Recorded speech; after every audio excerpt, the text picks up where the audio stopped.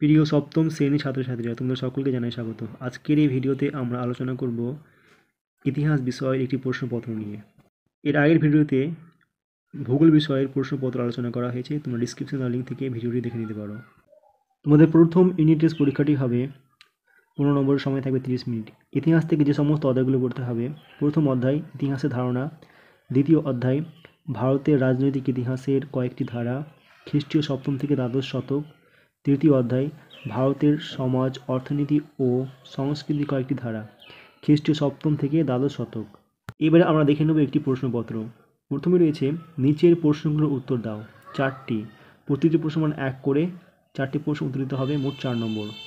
প্রথম প্রশ্ন, ইন্ডিয়া কথাটি কে প্রথম ব্যবহার করেছিলেন? উত্তর হেরোডোটাস। ক্ষয়ের প্রশ্ন, বাঙালি লোকেরা কার কাছ থেকে আলু খেতে শিখেছে? উত্তর পর্তুগিজদের কাছ থেকে। গয়ের প্রশ্ন, আরব দেশের দুটি গুরুত্বপূর্ণ শহরের নাম লেখো। উত্তর মক্কা ও মদিনা। ঘয়ের প্রশ্ন, তাজমহল কোন সম্রাট বানিয়েছিলেন? উত্তর মোগল সম্রাট শাহজাহান। দাগের প্রশ্ন, সুবা মানে কি? উত্তর সুবা ফার্সি ভাষার এর অর্থ ভোর। এরপরই দাগের প্রশ্ন, ক স্তম্ভের সঙ্গে খ স্তম্ভে মিলিয়ে লেখো। 5টি প্রশ্ন উত্তর দিতে হবে, প্রতিটি প্রশ্ন মান 1 করে, মোট 5 নম্বর। ক স্তম্ভে প্রথমে রয়েছে বজ্রভূমি, এর সাথে মিল হবে খ স্তম্ভের উত্তর রাঢ়। নিচে উত্তরগুলো করে দেওয়া আছে, তোমরা সেখান থেকে দেখে নিতে পারো। তারপরে কিতাব অল হিন্দ, এর সাথে মিল হবে খ স্তম্ভের অল বিরুনি।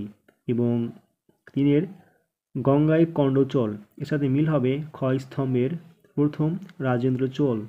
এবং হরিকল, এর সাথে মিল হবে খ স্তম্ভের আধুনিক চট্টগ্রাম। এবং লোটোমোচি, এর সাথে মিল হবে খ স্তম্ভের বৌদ্ধবিহার। এবারে 3 দাগের প্রশ্ন, নিচের যে কোনো দুটি প্রশ্নের উত্তর দাও। প্রতিটি প্রশ্ন মান 3 করে থাকবে, মোট 6 নম্বর। দুটি প্রশ্ন উত্তর দিতে হবে। প্রথম প্রশ্ন, ইতিহাসের উপাদানগুলি উল্লেখ করো।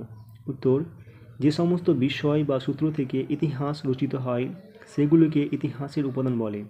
ইতিহাসের উপাদানগুলিকে নানা ভাগে ভাগ করা যায়, যেমন লেখ, মুদ্রা, স্থাপত্য, ভাস্কর্য ও লিখিত উপাদান। এবারে খ দাগের প্রশ্ন, নালন্দা বৌদ্ধবিহার সম্পর্কে লেখো। উত্তর নালন্দা ছিল একটি আবাসিক মহাবিহার।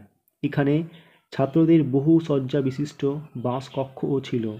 খ্যাতির মধ্য গগনে থাকাকালীন নালন্দা মহাবিহারে 10,000 ছাত্র ও 2,000 শিক্ষক ছিলেন। চীনা তীর্থযাত্রীদের মতে অবশ্য নালন্দা ছাত্র সংখ্যা ছিল 3,000 থেকে 5,000 জনের মধ্যবর্তী। এবারে গ দাগের প্রশ্ন, সামন্ত ব্যবস্থা কি?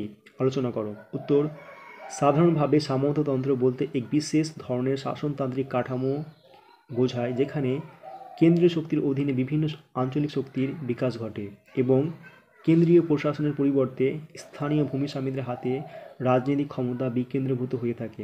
অন্যভাবে বলা যায়, ভূমি মালিকানা ও ভূমি নিয়ন্ত্রণকে কেন্দ্র করে গড়ে ওঠা এক বিশেষ আর্থ-সামাজিক ও রাজনৈতিক ব্যবস্থাই হলো সামন্ততন্ত্র। তো আজকে আলোচনা করা হলো ইতিহাস বিষয়ের একটি প্রশ্নপত্র। এর পরের ভিডিওতে আমরা অন্যান্য বিষয়ের প্রশ্নপত্রগুলি নিয়ে আলোচনা করব।